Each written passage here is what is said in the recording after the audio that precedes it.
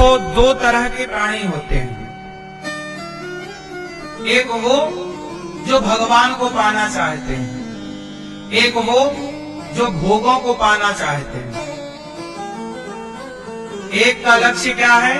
भगवान को पाना है, और एक का लक्ष्य है भोगों को पाना है।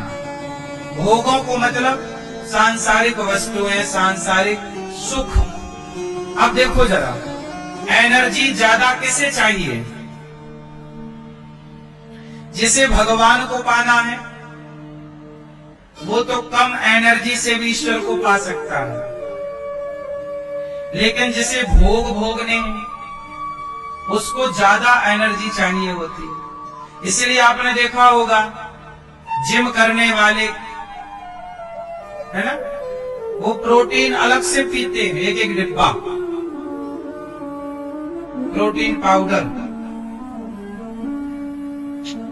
उन्हें एक्स्ट्रा एनर्जी चाहिए ना, दिखाना है ना कि अपन बॉडी बिल्डर है।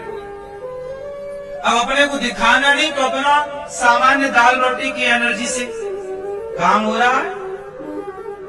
हम जिस काम को करते हैं हमारे काम में एनर्जी कम खर्च होती है।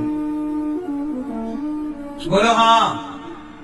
इसका मतलब ये है साधु संत लोग सूखा रूखा खाए के ठंडा पानी पी, देख पराई संपत्ति मत ललचाए जी।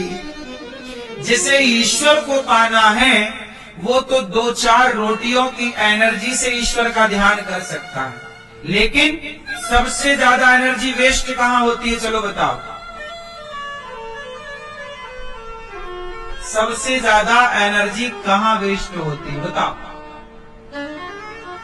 भगवान के ध्यान में तो बिल्कुल सबसे कम एनर्जी लगती है। ईश्वर के ध्यान, मेडिटेशन जिसे आप कहते हैं, ध्यान करने से क्या होता है? आपकी एनर्जी कम खर्च होती है, एनर्जी सेफ होती, बचती है। इसलिए आप जब ध्यान से जागते हैं तो शरीर को एनर्जी से भरा हुआ फील करते हैं, क्योंकि एनर्जी बच गई ना। ध्यान में एनर्जी कम लगी, ईश्वर के चिंतन में एनर्जी कम लगी।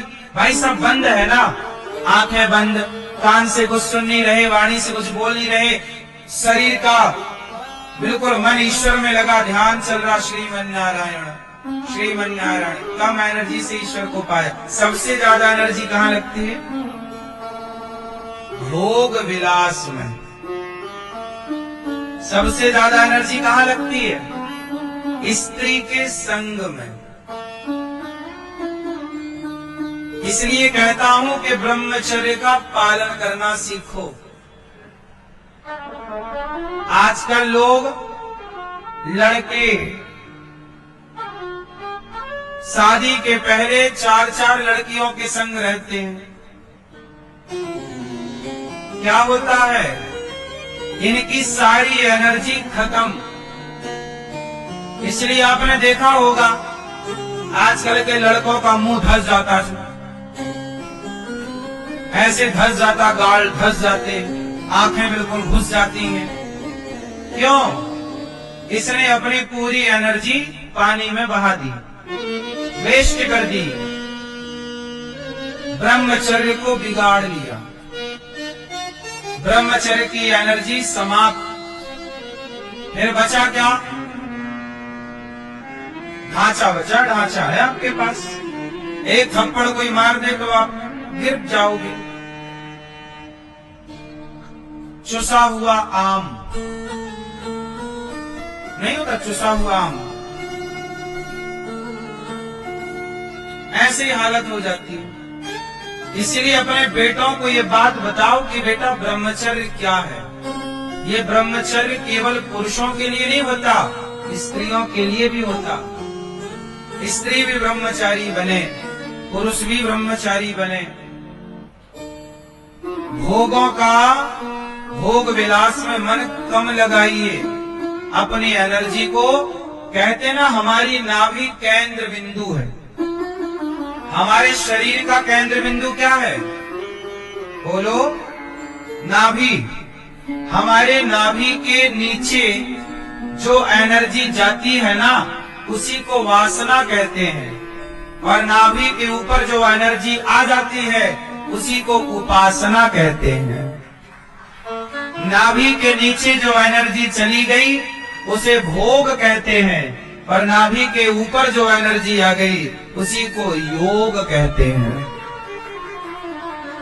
जैसे सांख्य योग कहते हैं, ज्ञान योग कहते हैं, भक्ति योग कहते हैं। आजकल मन नहीं लगता।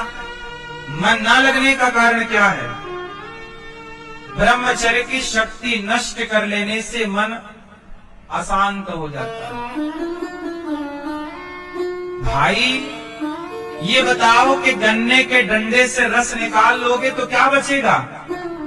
बस वही है। बुढ़ापा क्या है? रसहीन है। वही गन्ने के डंडे की तरह, रस खत्म, बुढ़ापा। इसलिए अपने आप को देखो, ऋषि मुनि क्या करते हैं? ध्यान लगाए बैठे हैं, घंटों तक ध्यान चल रहा, भगवान का चिंतन चल रहा। क्यों? आपको पता है, आंखें खोलने में भी हमारी एनर्जी वेस्ट होती है। पता आपको? भाई आंखों से जो देख रहे हो